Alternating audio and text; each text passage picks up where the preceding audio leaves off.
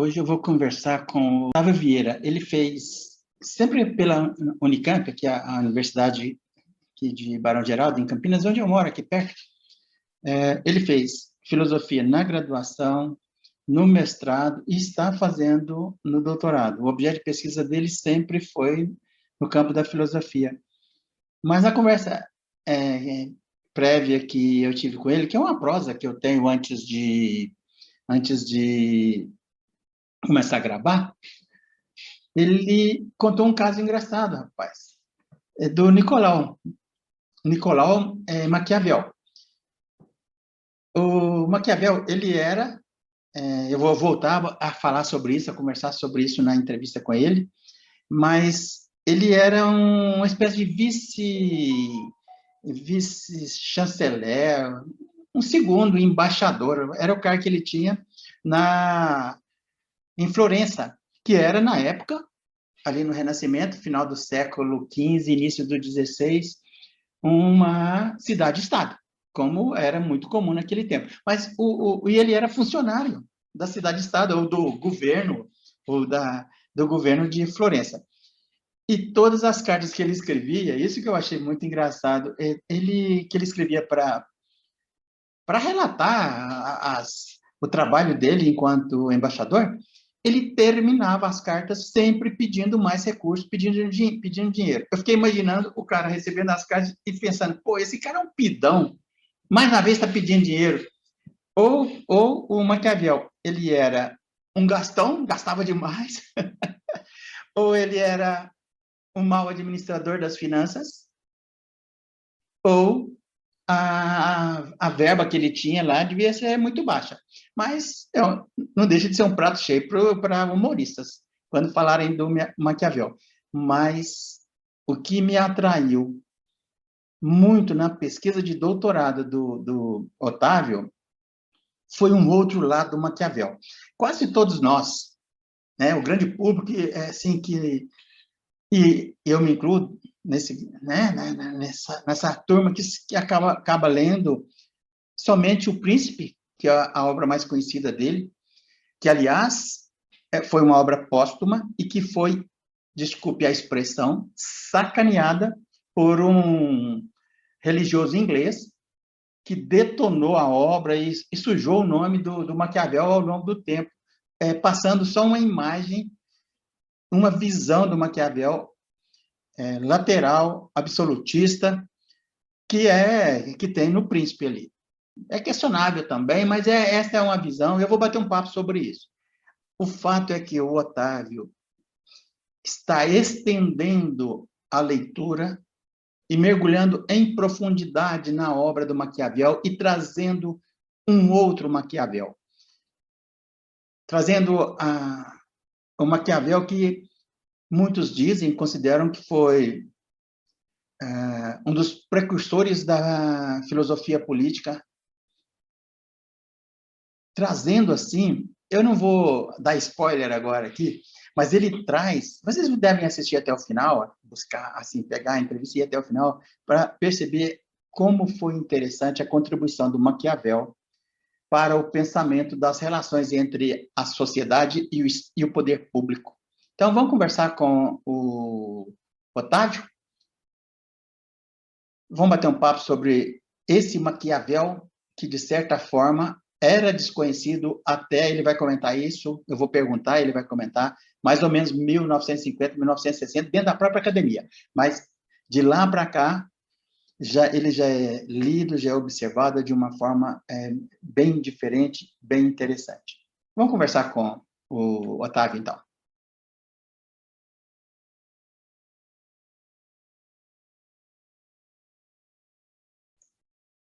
Oi, Otávio, como vai? Tudo bem?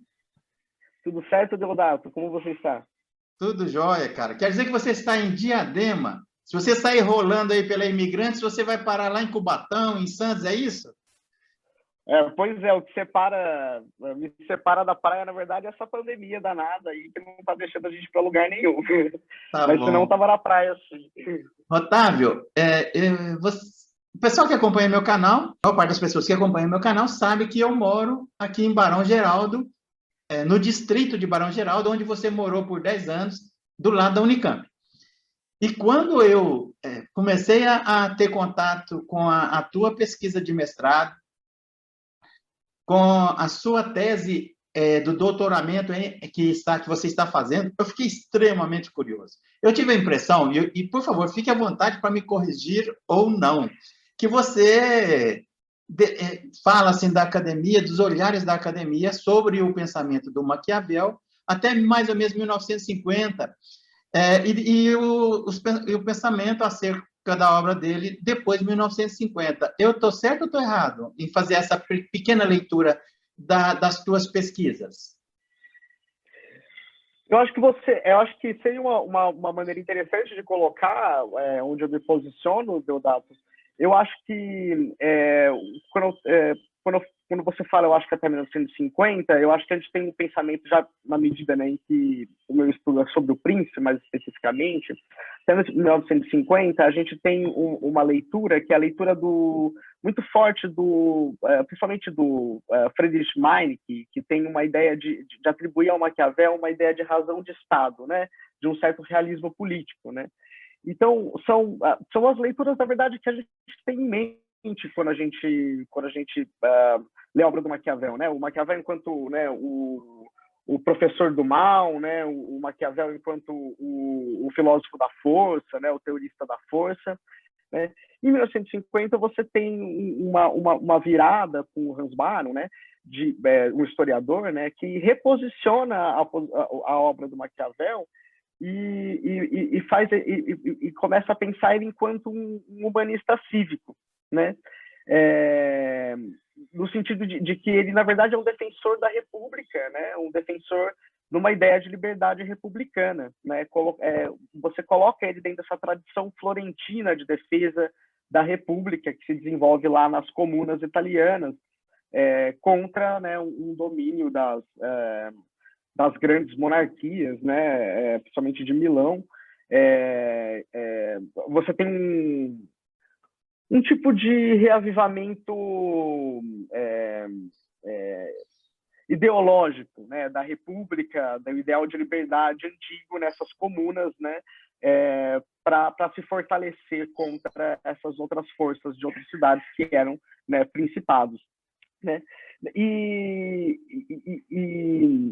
Enfim, eu acho que assim não é exatamente o tema da minha pesquisa, né? Essa divisão, né, entre os comentadores, né, que vem antes de 50 e depois de 50, mas eu acho que a minha dissertação, ela tenta pensar a obra do Maquiavel, essa obra, né, o Príncipe, né, tenta pensar essa obra inserida, né, nessa nova leitura, né, não pensar mais o Príncipe enquanto, né, um manual para os tiranos, né, mas pensá-la nesse contexto, né, do humanismo cívico, né, e pensar, né, o Maquiavel não só como escritor do Príncipe, mas também como escritor, né, das histórias florentinas e dos discursos sobre a primeira década de Tito Livre, que são obras republicanas, né, ideologicamente republicanas. Então, o que eu me proponho, na verdade, é uma leitura do Príncipe, mas informado por essas questões, né, tomando esse cuidado né, com essas questões, né, de que a leitura do Maquiavel é mais complexa do que essas leituras da década de 50 faziam parecer. Ok. Otávio, antes da gente avançar, eu vou chamar a vinheta, e logo depois da vinheta vamos conversar sobre as tuas pesquisas.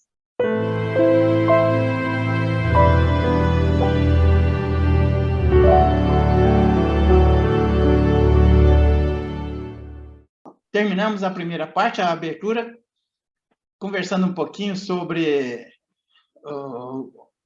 as pesquisas, uma introdução às pesquisas do Otávio acerca do pensamento do Maquiavel. Vamos, então, a partir desse momento, conversar de uma forma um pouco mais acadêmica. E eu queria saber, Otávio, por que você se interessou pelo Maquiavel, pelo Renascimento? O que foi que te... Eu costumo usar uma expressão que o pessoal acha engraçado. Quando foi que você começou a flertar com o Maquiavel? Eu comecei a flertar com o Maquiavel, Deodato, por causa de Hannah Arendt, né? E quando eu estava ainda na graduação, eu fiz uma disciplina sobre Hannah Arendt com a professora, com a minha orientadora hoje, né? Ainda hoje era Frateschi, e eu comecei a me interessar porque eu fui ler um livro, né, um artigo da Hannah Arendt que chama O que é Liberdade, né? E eu tinha na minha cabeça, assim, eu antes queria estudar Kant, né? E eu tinha um interesse pelo conceito de liberdade. E eu tinha uma concepção de liberdade do que eu estava estudando muito moderna, né? Uma ideia de liberdade enquanto autonomia e liberdade enquanto conceito basicamente moral. E quando eu fui para Hannah Arendt, esse texto que chama justamente o que é liberdade, ela desqualificava completamente essa concepção filosófica e moral de liberdade, né, enquanto autonomia, para pensar a liberdade enquanto liberdade política, enquanto ação política, né? E enquanto uma liberdade positiva, enquanto uma liberdade enquanto criação e não tanto quanto autonomia, né? Como uma liberdade pensada enquanto muito mais como espontaneidade do que enquanto autonomia, como os modernos pensavam. E nesse texto, né, ela faz uma referência ao Maquiavel e diz que o que ela entende por liberdade era o conceito de virtude em Maquiavel. E aí, por causa disso, né, eu me interessei em pesquisar o que é, então, esse conceito de virtude, né, e qual essa relação que ela mantém com a fortuna. Né? Me pareceu uma dupla de conceitos muito interessante, porque além de ser, ela não é puramente, né, argumentativa, vamos dizer assim, são puros conceitos, mas eles são alegorias além disso, né? E junto disso veio já o meu interesse pelo Renascimento, porque a temática da virtude e da fortuna é um tema que perpassa muitos autores, né, do contexto do Renascimento, desde lá do século XV, no século XV e no século XVI também, né? Então foi aí que começou o meu interesse, então, por Maquiavel. Foi para entender esse conceito de liberdade política, né, que a Hannah Arendt estava propondo. Se eu entendi bem, o teu flerte se transformou em namoro em função do conceito da liberdade política da Hannah Arendt. Eu coloco de uma forma bem humorada, mas foi assim, provocou uma aproximação e um aprofundamento do Otávio em relação ao pensamento, vida e obra do Maquiavel. E de uma forma que eu estava pensando, eu preciso conversar muito com o Otávio, porque está trazendo elementos muito interessantes acerca do Maquiavel. Sobre a Hannah Arendt. Um parênteses eu vou fazer e vou fechar para a gente não sair da espinha dorsal. Tá certo. A Hannah Arendt, a tese de doutorado dela foi sobre o amor agostiniano como proposta para a República. Mas nós não vamos entrar nisso, você conhece bem. Eu comecei a me interessar pela Hannah a partir dessa tese de doutorado dela, de doutoramento, e a partir da vida dela. Ela atravessou a primeira pandemia, ela atravessou, assim, ela nasceu no começo do século XX, atravessou a pandemia de 1918, atravessou a Primeira Guerra, judia, atravessou a Segunda Guerra Mundial, foi presa durante a Segunda Guerra Mundial, fugiu pelas florestas e participou daquilo que eu chamo de revoada de cérebros da Europa para os Estados Unidos no pós-guerra. Fecha parênteses, vamos voltar aqui eu só fiz uma certa apologia, entre aspas, porque eu tenho um certo encantamento pela Hannah, racional, um certo encantamento racional. Mesmo, no final, ela chegou à conclusão que o amor agostiniano não é solução, porque o ser humano não tem condição de ter por completo o amor que vem de Deus. Aí, como proposta para a sociedade, não vai dar certo. Mas é papo para outra conversa. Tem, inclusive, quem estiver assistindo, talvez eu coloque aqui na edição, não sei, uma entrevista de uma pesquisadora sobre o amor agostiniano, sob a perspectiva da Hannah Arendt. Eu conversei com a Elissa Gabriela. Quem quiser procurar aí nas playlists vai achar. Deixa eu voltar aqui no Maquiavel com o Otávio. Otávio, ok. Então, contextualiza no tempo e no espaço o Maquiavel. Você falou na prosa prévia que ele era uma espécie de chanceler da cidade-estado de Florença. Fala um pouco sobre isso. Sim, justamente. O Maquiavel, né, a história do Maquiavel, ele se cruza, né, com essa República de Florença, é, né, a República de Florença depois da expulsão dos Médici, né? Logo que logo que os Médici são expulsos da cidade, né? A República passa por uma transformação, né? A República de Florença passa por uma transformação, por vamos dizer assim, né? Um tipo de revolucionário, a gente poderia dizer, mas um revolucionário religioso, que foi Savonarola, né?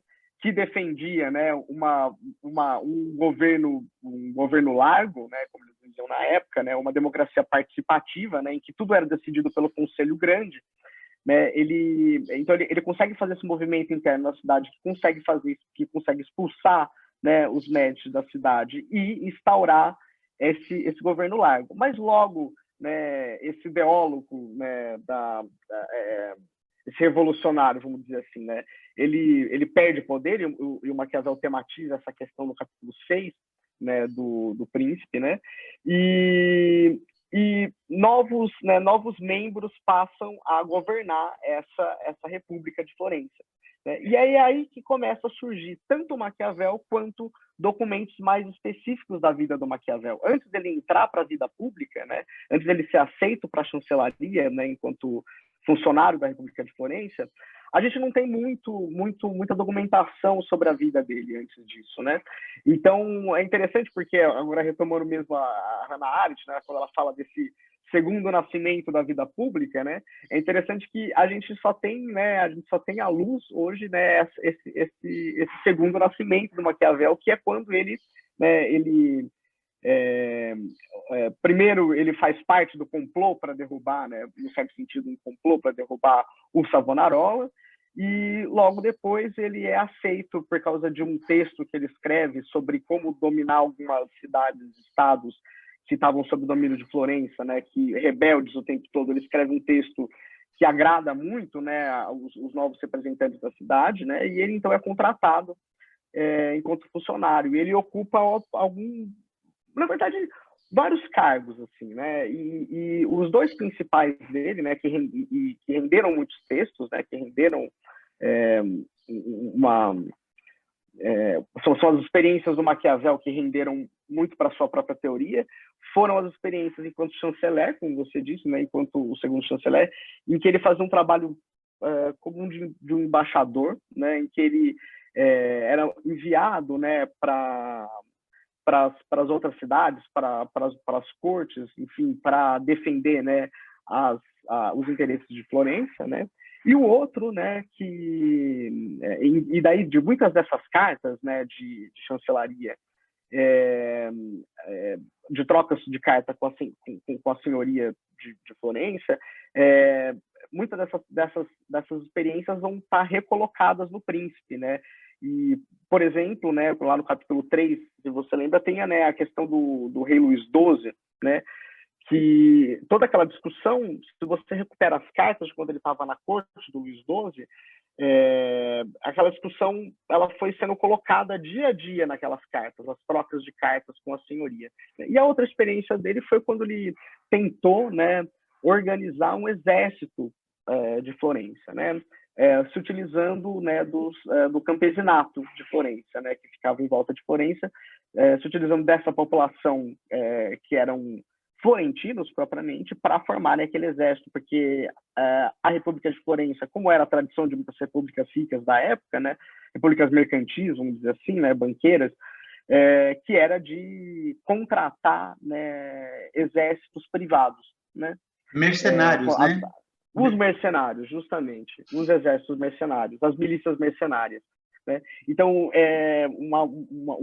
um dos grandes esforços teóricos do Maquiavel, inclusive um livro inteiro dele, né, grande parte da contenda dele é de dizer que um Estado moderno só consegue ser forte, né, com um exército próprio, com um exército de nacionais, né? A gente poderia dizer, Otávio, talvez um pouco. Em nenhum momento você viu na obra dele alguma referência ao Novo Mundo? Ele viveu em plena época dos descobrimentos, né? Sim, então, a referência ao Novo Mundo está bem na abertura dos discursos, né? Quando você pega o Proêmio, o primeiro livro, ele começa dizendo, né, que as inovações são sempre difíceis, porque assim como, né, os navegadores que descobrem novas terras, né,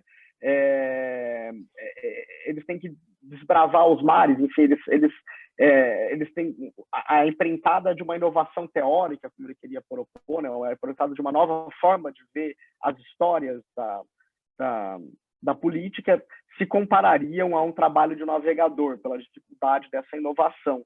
Então ele faz referência, assim, e essa é certamente a mais célebre delas, né? Do Proêmio, é o primeiro livro dos discursos. Ok. Otávio, eu costumo usar uma figura de linguagem, e você até, na prosa prévia, você achou um pouquinho engraçado, mas você concordou. Eu uso sempre, que é a figura... eu sou engenheiro civil, então, para mim, eu vejo quase que como um gráfico, o iceberg, né? Quase que uma curva de Gauss, ele vai lá em cima e desce. E a maior parte de um iceberg é submersa. Então, por que eu uso essa figura? Para quem está nos ouvindo, o iceberg, para mim, é justamente a parte visível da obra do Nicolau, que é mais conhecida do grande público. Eu, pelo menos, só leio, tenho lido, tenho feito revisões na parte visível da obra do Maquiavel, que é o Príncipe, né? E aí eu perguntei, e gostaria que perguntei na prosa prévia, estou repetindo para o Otávio, gostaria que o Otávio falasse um pouco mais.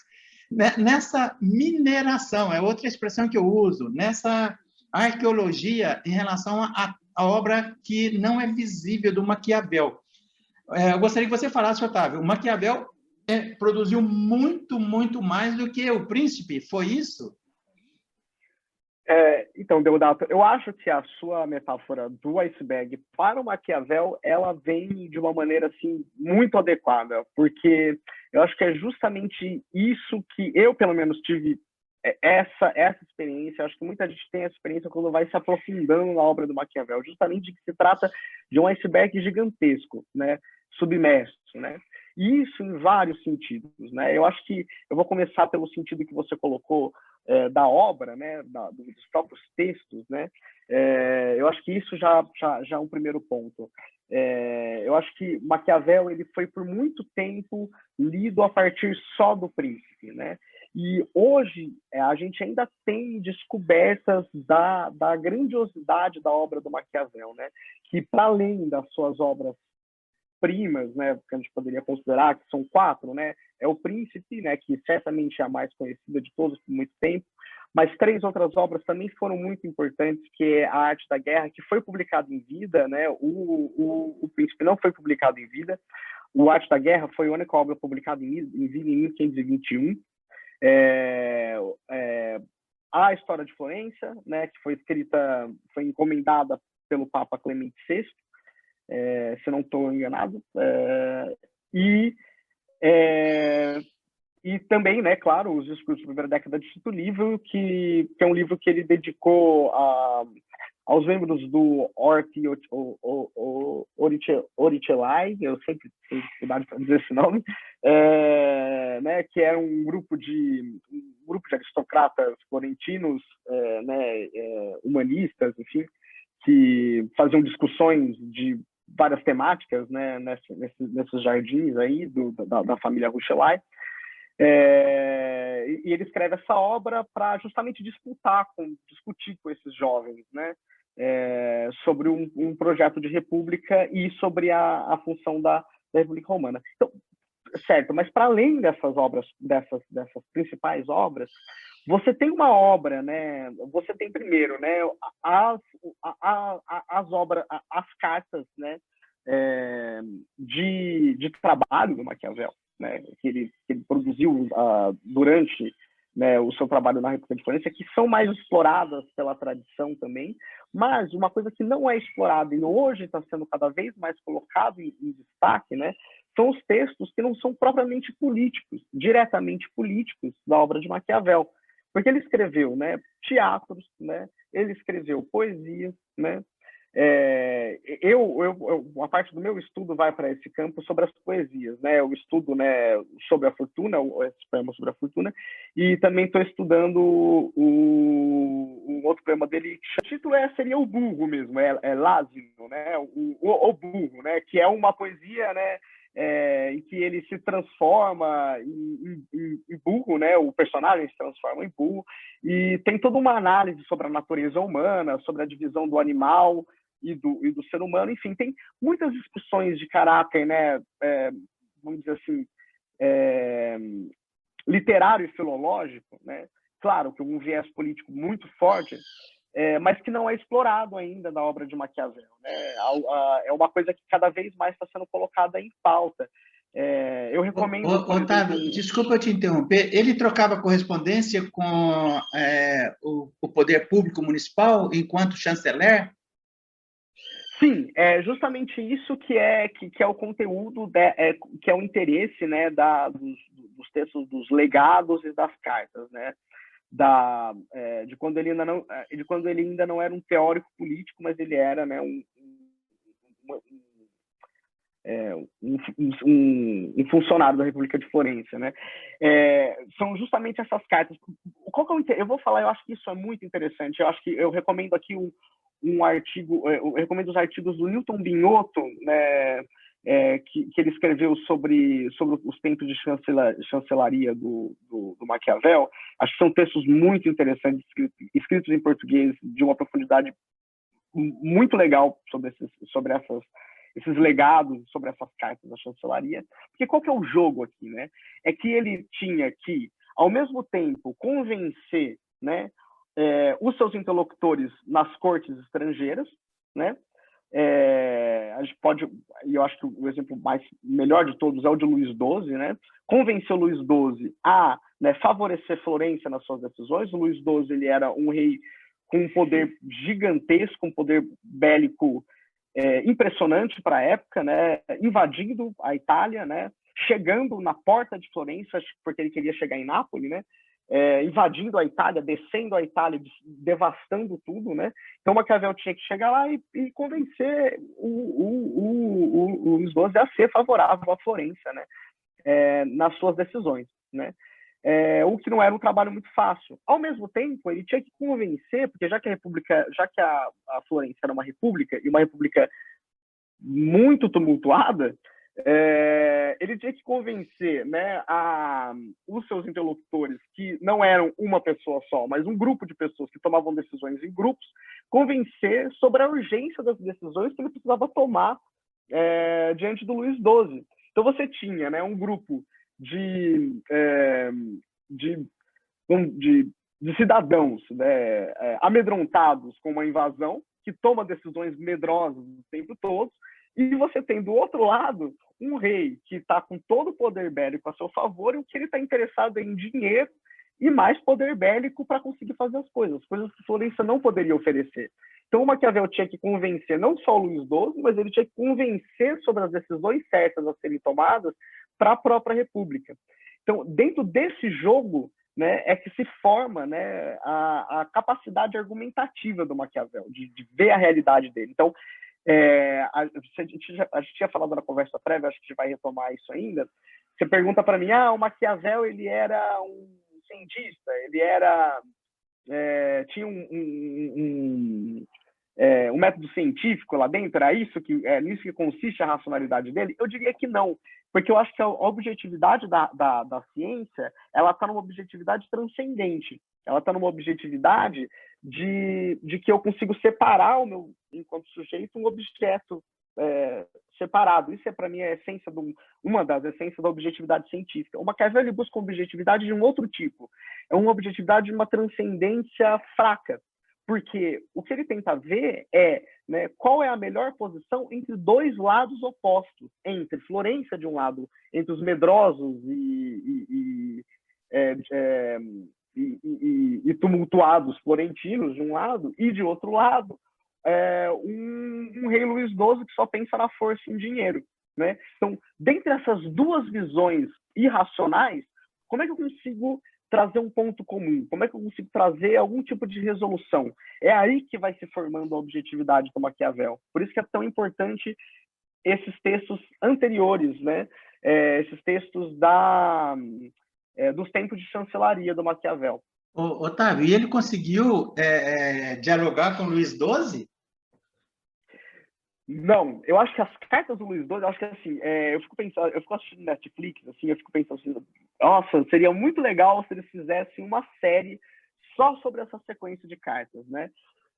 Isso cresceu ainda mais, assim, né? Eu insisto, assim, já que a entrevista, né, para falar sobre Maquiavel, sobre, né, para as pessoas poderem ler mais, assim, eu insisto sobre o Newton Binhoto novamente, né? Eu acho que é um autor muito interessante para começar a ler aqui de literatura brasileira, né? Para começar a ler. Ele e o Elton, né? Eles são autores que me encantam muito, assim, então eu faço questão de recomendar. Mas a última palestra do Newton Binhoto no Encontro Maquiavel foi justamente sobre isso. Ele descrevendo as relações que o Maquiavel teve com esses interlocutores poderosíssimos, né? Porque o Maquiavel não era nenhum homem poderoso. Ele não era, nem dentro de Florença, ele tinha, né, um status nem econômico, nem social muito grande, né? E quando você vai para as cartas com o Luís XII, você vê a arrogância da corte francesa e a arrogância não só do rei, mas da própria corte, né? O cardeal de Rouen, né? Que ele cita no livro, inclusive, né? Em relação, né, ao Maquiavel, em relação à própria cidade de Florença e em relação ao Maquiavel. Então, é aí que também se treina isso que eu estava falando para você, né? Essa ideia de que o Maquiavel ele é muito mais ele tem uma capacidade retórica muito grande. O que é essa capacidade retórica? É uma capacidade que vai além da dialética, além do bom argumento, onde e quando colocar um bom argumento, né? Porque ele tinha espaços reservados para poder falar sobre condições super fechadas. Então, a razão, né, o método científico, vamos dizer assim, né, se há, né, enfim, ele não era completamente aplicável naquelas condições. Ele tinha que, além disso, fazer o trabalho do retor, né, o retor grego, aquele que consegue dizer a coisa certa na hora certa, né? Então, e isso é um aspecto, eu acho que muito importante do Príncipe também, né, para entender as obras, não só o Príncipe, mas as obras do Maquiavel em geral, né?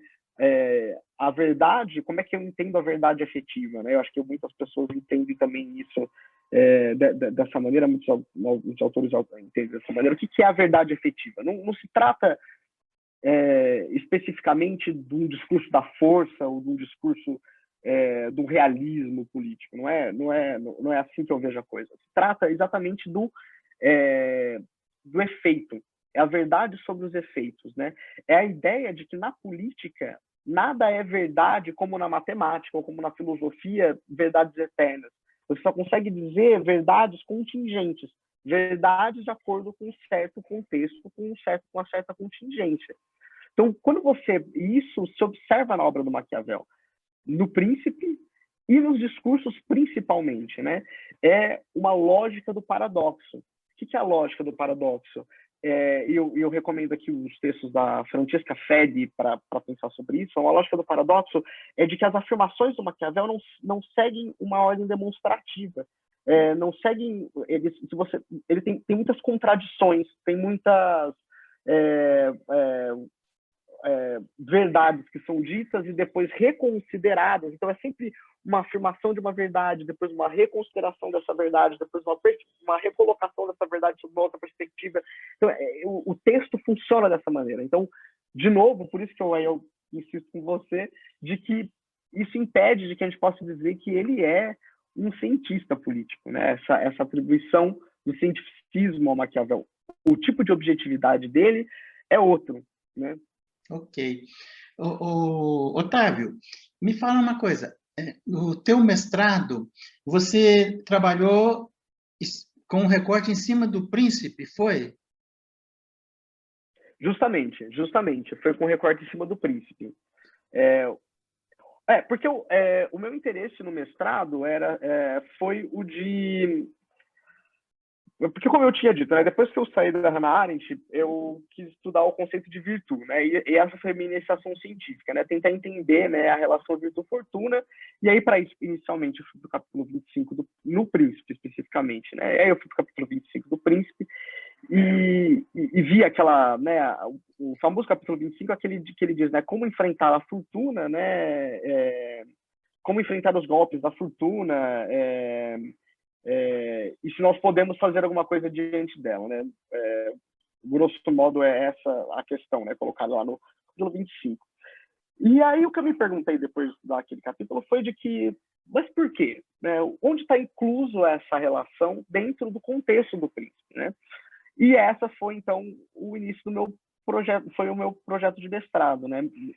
Porque qual era a minha aposta? Era de que se nós seguíssemos, né, a tematização da inovação, nós conseguiríamos, né, isso muito inspirado pela leitura do Popper, que eu estava lendo bastante na época, né, eu pensava de que a inovação poderia ser uma boa linha, né, uma boa um bom fio, né, para conseguir ler, para conseguir entender qual é finalmente o argumento, né, qual é finalmente o caminho do príncipe, né? Então eu apostei nesse teste. Ok, Otávio, aí você terminou o mestrado, você começou a ampliar a sua leitura inicial a respeito do Maquiavel, começou a fazer arqueologia na parte submersa de toda a produção dele e caminhou para o doutorado. Qual que é a sua tese no doutorado? O que você está buscando exatamente? Então, eu acho que eu consigo falar da tese de doutorado retomando, inclusive, né, outro ponto, outro aspecto de quando a gente estava falando sobre, né, o iceberg, né? Eu acho que o meu doutorado é justamente essa entrada Desculpa, Otávio, pode pegar esse material aí e deixar na sua frente, porque senão fica parecendo que você está lendo lá. Pode pegar, pode sim. ler. Eu vou cortar esse pedacinho que eu estou comentando. Você pode pegar, pode ler, falar, fica bem à vontade, como se estivesse mostrando mesmo, para não parecer que você está aí colando. Fala, mostra, fala e corre. Eu vou repetir a pergunta. Tá bom. Otávio, e depois que você concluiu o mestrado, parece-me que você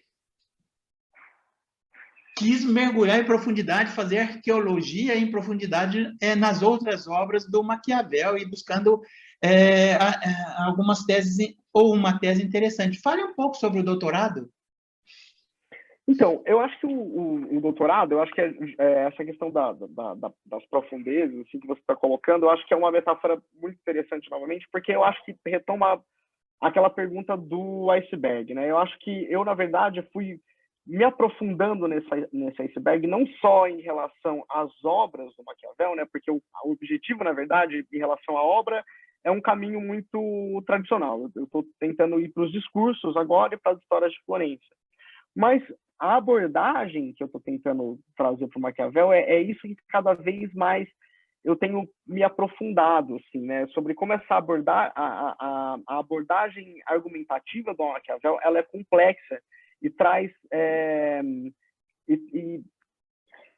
enfim, traz uma complexidade não só da temática da política, mas como abordar essa política, né?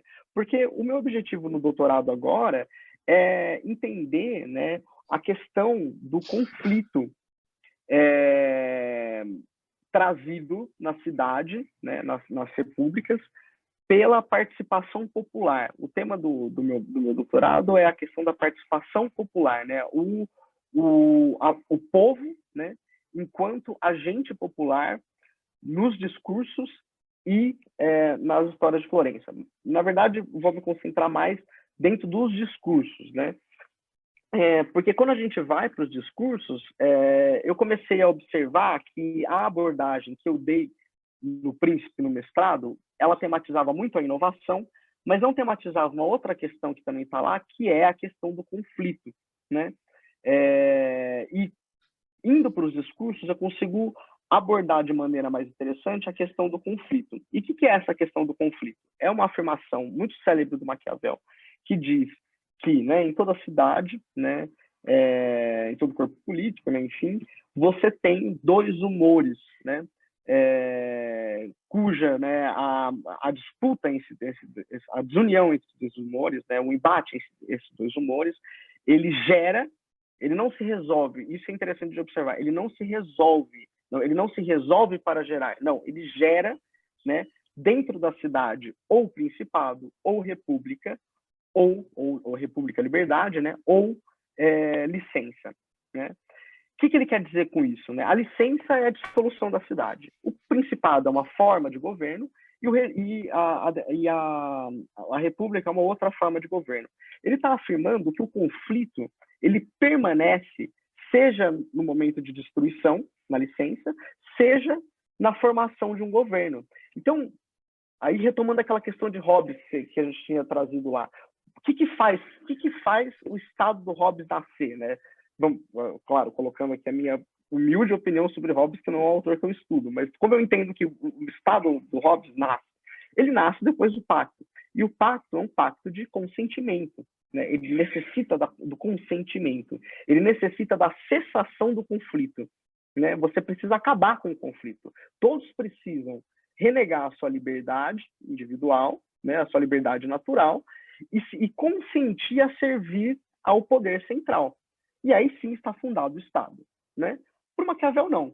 Por Maquiavel, o conflito gera e permanece depois do Estado, né? Então, eu comecei a me interessar por essa temática, e essa temática é a temática mais nova também, que tem interessado os autores desde da década de 90. Otávio, olha que interessante, o Maquiavel, ele presenciou o fenômeno, eu chamo de tensão, entre o poder, a república, o Estado, seja lá como a gente vai colocar, e a população, como uma tensão que é permanente e que tem que ser gerida. Ele era ele depositava um olhar que muitos anos depois seria estruturado, a leitura dos fenômenos observados. Eu não conheço muito bem essa literatura que você colocou agora, mas é justamente isso que tem interessado a perspectiva. Eu vou trazer sobre uma leitura que eu tenho lido mais agora, né? É a perspectiva por exemplo, da sociologia, né? A sociologia do Parsons e da sua discussão com o Talcott, se eu não estou me confundindo com a questão, que é entender que a essência, né, do que você diz sobre a sociedade não está nos pontos de consenso dessa sociedade, mas justamente nos pontos de dissenso, né?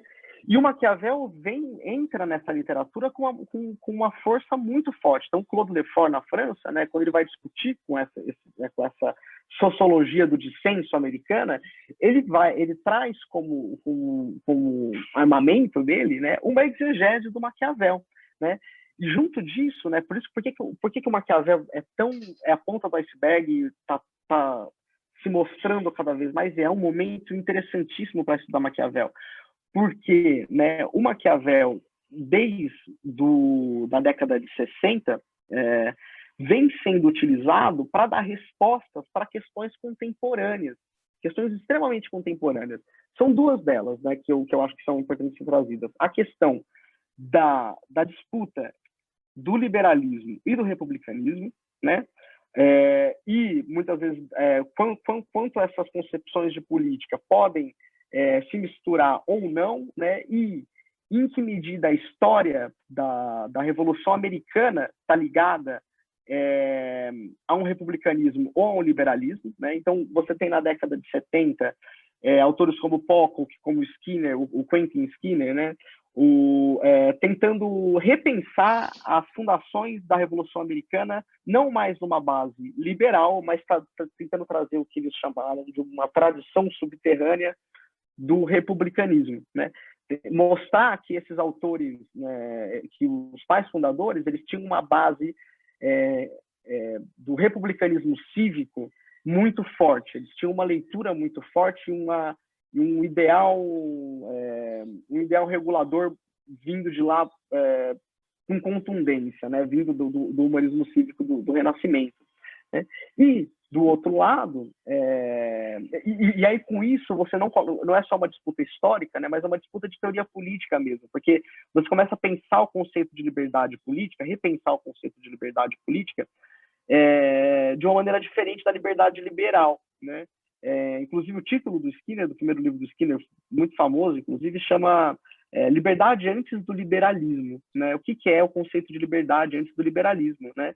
Que permaneceu, mesmo depois do liberalismo, de uma maneira subterrânea, vamos dizer assim. Então, e que pode contribuir hoje, né? Porque os déficits que a gente encontra, né, com as propostas liberais de política, que pensam muito né, na universalidade das leis, que pensam muito na estrutura de direitos individuais, mas se esquecem de pensar que o que sustenta, né, uma comunidade política é a participação, num certo sentido, então eles esquecem muito da participação. O republicanismo vem para tentar consertar esses déficits, né? Mostrar a importância da participação política e que tipo de participação política deve ser feita a partir do Maquiavel. E o outro ponto, que aí eu acho que é interessantíssimo, assim, muito legal assim mesmo, que é a alternativa a Marx, que o Lefort traz, né? Que é pensar a luta de classes não com o objetivo de se resolver, mas como uma luta constante, né? Nisso ele se cruza muito com a Arendt. Não pensar que um dia a gente vai ter um paraíso na Terra, sabe? Essa ideia de que a política serve para trazer o paraíso da Terra e um dia nós não vamos ter mais política. Não, a política ele é o campo do conflito e o conflito ele continua, né?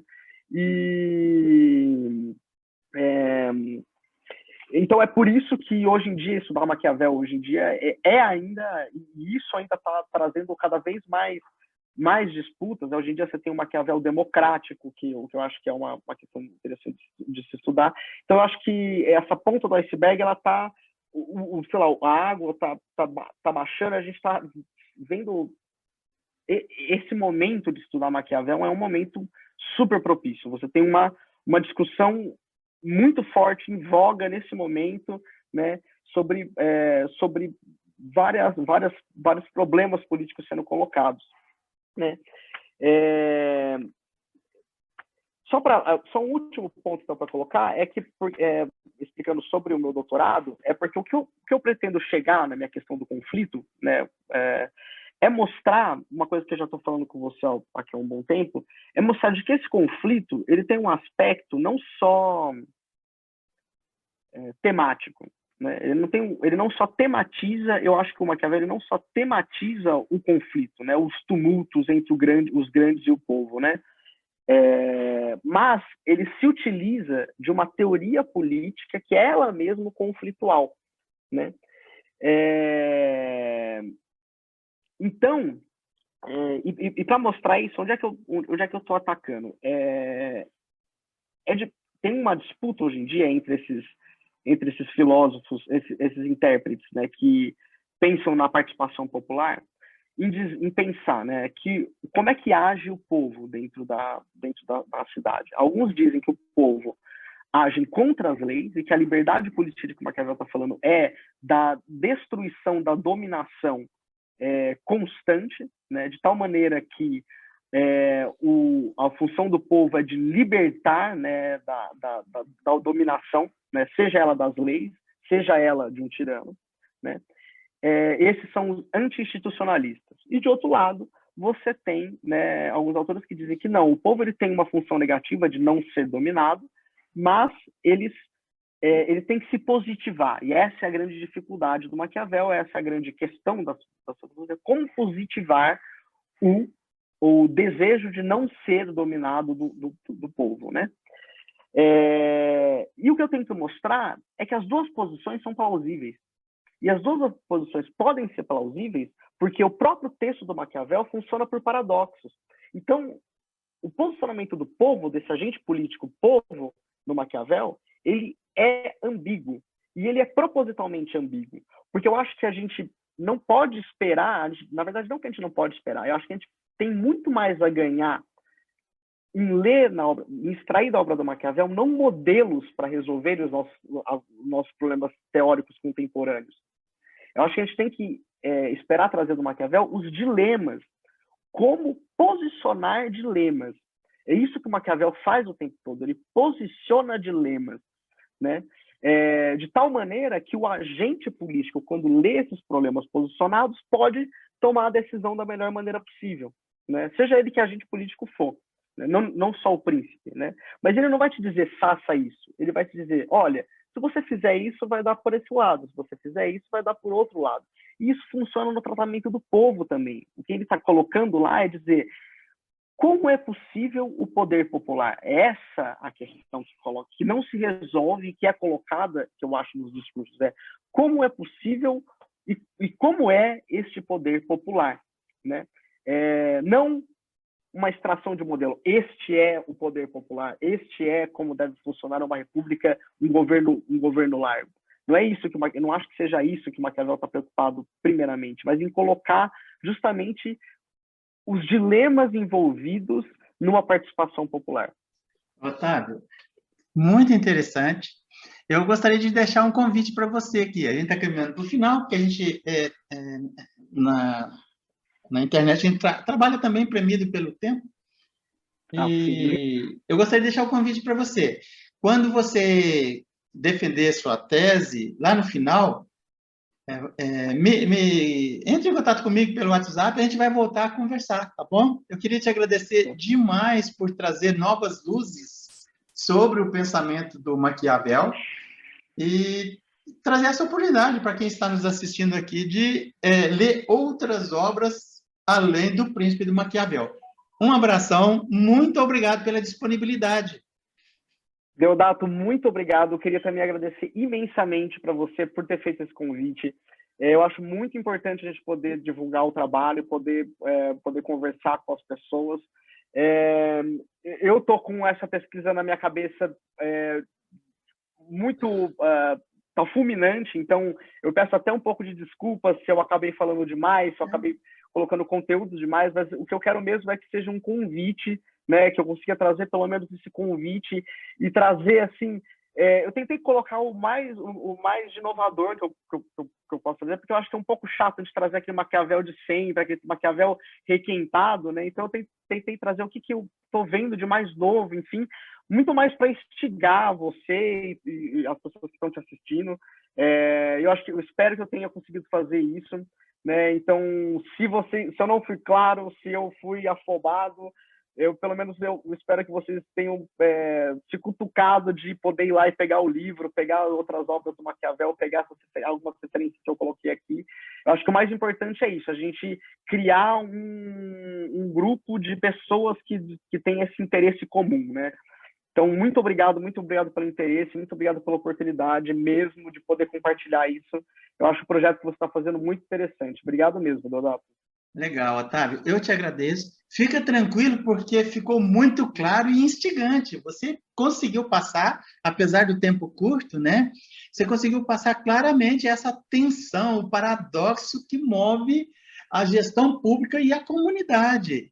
E é um desafio permanente. Legal, muito obrigado. Um abração. Muito obrigado, Deodato.